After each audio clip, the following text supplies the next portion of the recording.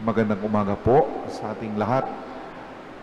Pinagdiriwang natin ngayon ang kapistahan ni San Juan, Apostol at Ebanghelista. At ayon sa tradisyon, si Juan, ang pinakamamahal na alagad na humilig sa tabi ng Panginoon sa huling hapunan. Si Juan na sumama o sinamahan niya si Jesus sa kanyang paghihirap sa krus kasama si Maria at nasaksihan ang walang laman na libingan, ang bakanteng libingan, at kalaunan ay nakita ang muling nabuhay na Panginoon. In our gospel scene today, we see first Mary Magdalene, and then Peter and John at the empty tomb. This scene is of utmost importance. Why? Because the true dimension of Jesus' message is at stake. Napakahalaga ang tagpong ito dahil dito nakataya ang tunay na sukat ng mensahe ni Jesus.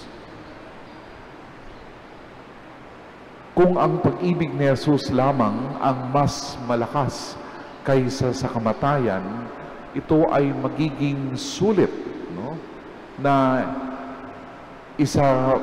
isa palaran ng lahat para sa Panginoon. Kung wala ang tagumpay na ito, ang kanyang mga salita ay mananatiling mga pangako lamang at tuluyang mawawala sa paglipas ng panahon. Ang malalim na personal na pagmamahal na naranasan ni Juan habang malapit siya sa Panginoon ang nagpaparamdam sa kanya na merong magaganap na dakilang bagay pagkatapos ng mga pangyayari sa paghihirap at kamatayan ni Jesus. Merong tunay sa pag-ibig, merong tinatawag nating authentic and immortal in Jesus' love, which made John sense that the master story could not end in darkness.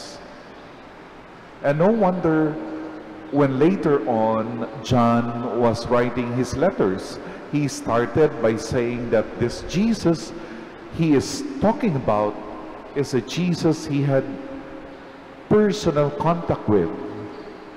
In other words, Jesus is not simply a figment of imagination. John said that which was from the beginning, which we have heard, which we have seen with our eyes, which we have looked upon and touched with our hands. Indeed, as our gospel passage today shows, John ran faster than Peter to the tomb when Mary Magdalene delivered the message that the body of Jesus was no longer there. The speed of John was not a matter of age or strength. It was a matter of love and devotion for a dear friend. He got there first, but he waited for Peter as a mark of respect before going in and reporting for himself.